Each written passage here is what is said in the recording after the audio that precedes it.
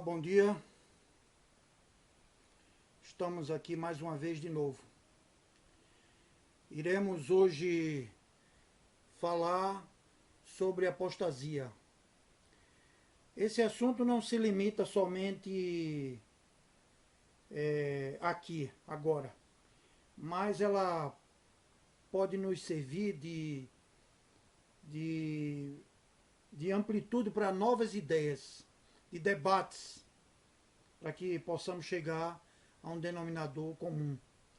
Embora eu esteja relatando algumas coisas, é porque, diante de vários anos observando, chegamos a algumas conclusões. E eu gostaria de deixar aqui relatado para vocês. No Wikipedia é nos mostrado que a apostasia, em grego, apostasis, ou apóstasis, está longe de ter o sentido de um afastamento definitivo e deliberado de alguma coisa. Uma renúncia de sua anterior fé ou doutrina. Ao contrário da crença popular, não se refere a um mero desvio, um afastamento em relação à sua fé e à prática religiosa. Pode manifestar-se abertamente ou de modo oculto, dependendo de cada religião. Um apóstata afastado do grupo religioso no qual era membro pode ser vítima de preconceito, intolerância, difamação e calúnia por parte dos demais membros ativos. Um caso extremo é a aplicação de pena de morte para apóstolo na religião islâmica em países muçulmanos, né? Vemos aí, né? Só porque não aceitam a religião islã, eles matam, eles decapitam, eles atiram nas suas faces, nas suas frontes, por aí vai, né? Um exemplo disso nós vemos aí nos países do Oriente Médio. Bem, é bom que saibamos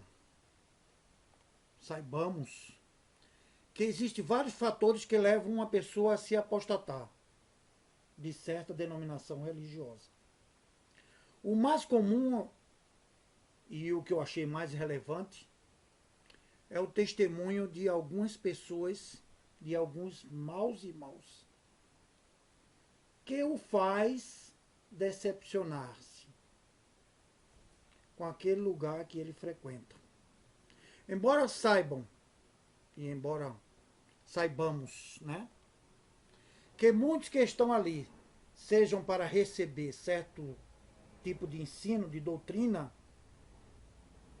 para que possa melhorar talvez na sua conduta, né?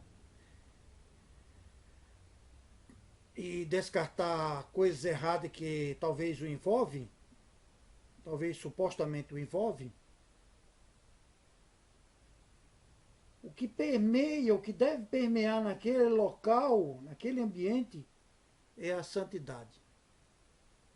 Embora saibamos que somos pecadores intrínsecos. Embora deveria ser estendida para o dia a dia nosso, essa santidade que vemos na igreja, muitos membros não fazem. Aqui não estou querendo radicalizar, mas ao menos mostrar que precisamos melhorarmos. Lemos na Bíblia que a igreja de Éfeso se disfarçava-se em mostrar aquilo que não era. Vamos dar uma olhada? Deixa eu pegar, abra sua Bíblia no livro de Apocalipse, no capítulo 2, e vamos ler, dar início ao que nos diz lá.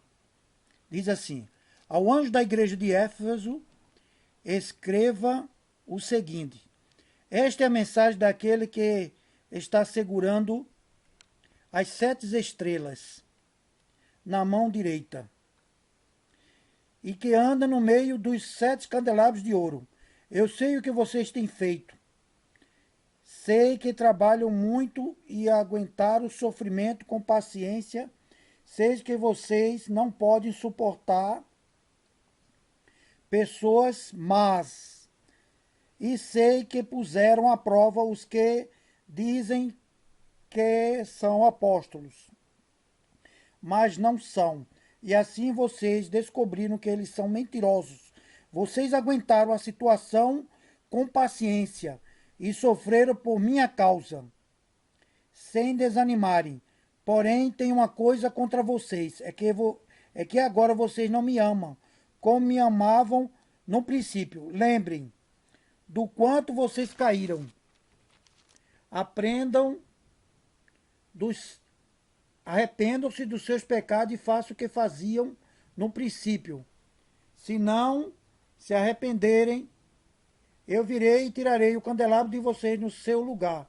Mas vocês têm seu favor isto. Odeiam o que os nicolaítas fazem. Odeiam o que os nicolaítas fazem, como eu também odeio. Portanto, se vocês têm ouvido para ouvir, então ouçam o que o Espírito de Deus diz às igrejas. Aos que conseguirem vencer, ou vitória, eu darei o direito de comer do fruto da árvore da vida, que cresce no jardim de Deus. Pois bem, acabamos de ler a mensagem de Deus para nós, não é verdade?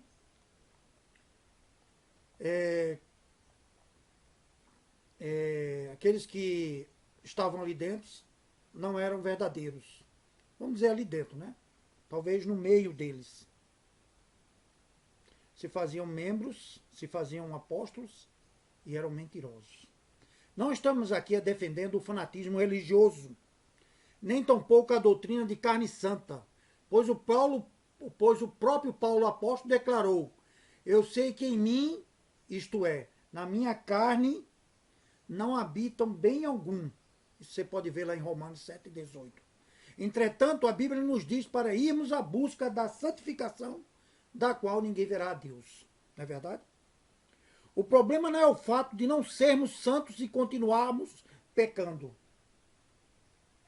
O problema está quando invadimos aqueles que querem buscar a santidade e nos fazemos de tropeços para eles, ou para muitos. Ai daqueles que fazer tropeçar um desses pequeninos. Não é isso que diz a Bíblia? Melhor fora que colocasse uma pedra no pescoço e fosse atirado no mar.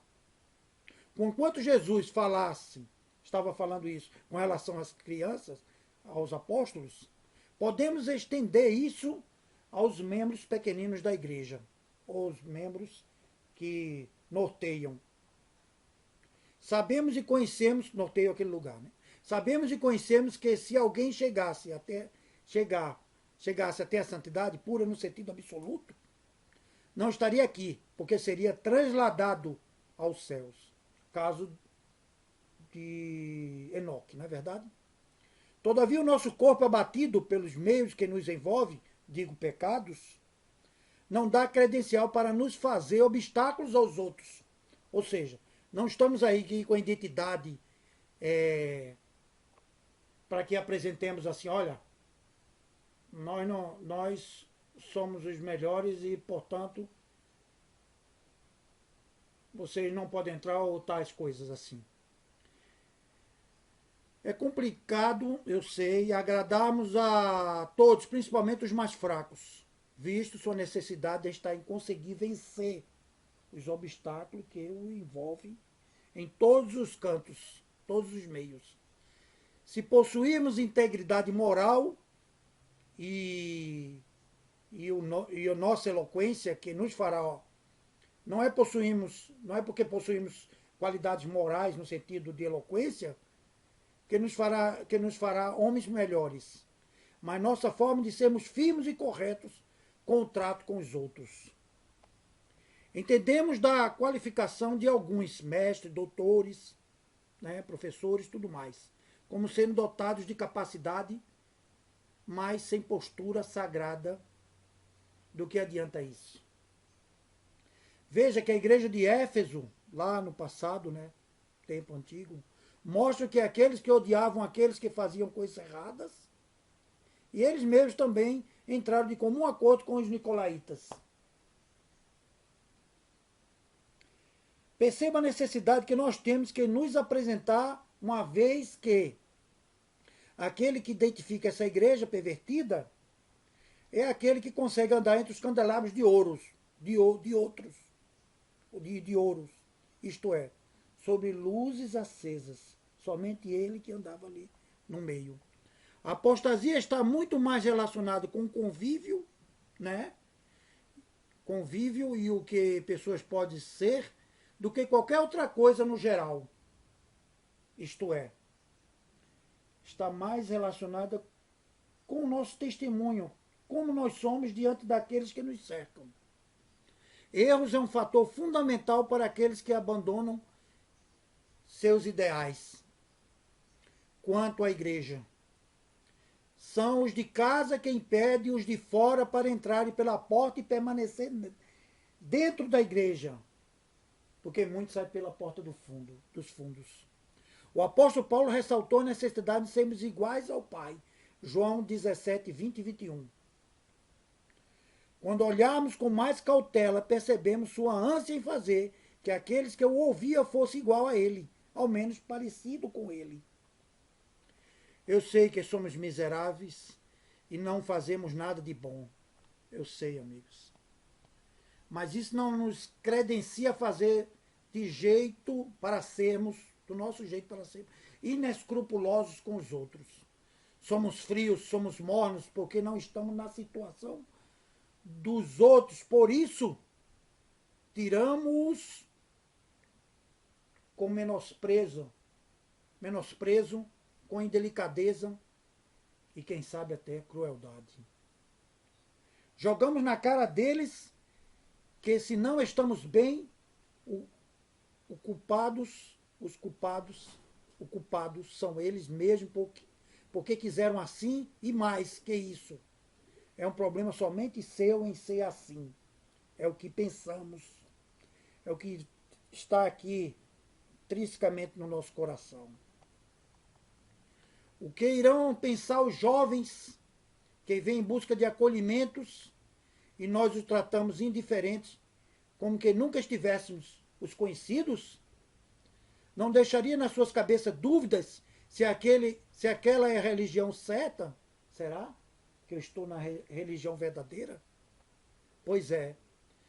Dais o dízimo da hortelã, da arruda e de todas as hortaliças, e desprezai a justiça e o amor de Deus.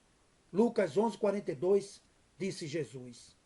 Eu entendo que não devamos ser radicais quanto a nossa consciência, no sentido de fazer que outros possam fazer aquilo que almejamos na igreja, porque pode ser visto como fanatismo. O problema não está em querer ser símbolos da perfeição, porém, ao menos, não fazer com que os outros andem na escuridão por conta nossa ou por causa de nós. Há um grande abismo entre a perfeição e o correto espírito. Pois a primeira, só quando almejamos a vinda do Mestre. Quando Jesus vier, aí nos santificará, nos glorificará. E andaremos enxergando e andarmos, enxergamos nossas ações, é de suma importância quanto ao segundo. Deus tem guiado homens, vários homens de bons corações, pregadores, pastores, padres, etc., teólogos, etc., irmãos, isso é óbvio. E quanto a nós, irmãos que vivemos entre igualdades, entre os comuns, estamos jazindo certo e não demonstrando atos maus para alguns se afastem de nós, para que alguns se afastem de nós? Lembre-se que Jesus Cristo alerta para assim diz o Espírito à igreja. Quem tem ouvidos, ouça o que o Espírito diz às igrejas. Apocalipse 2:7. E você? Tem ouvido o que o Espírito diz às igrejas? Pense nisso. Até mais. Tchau.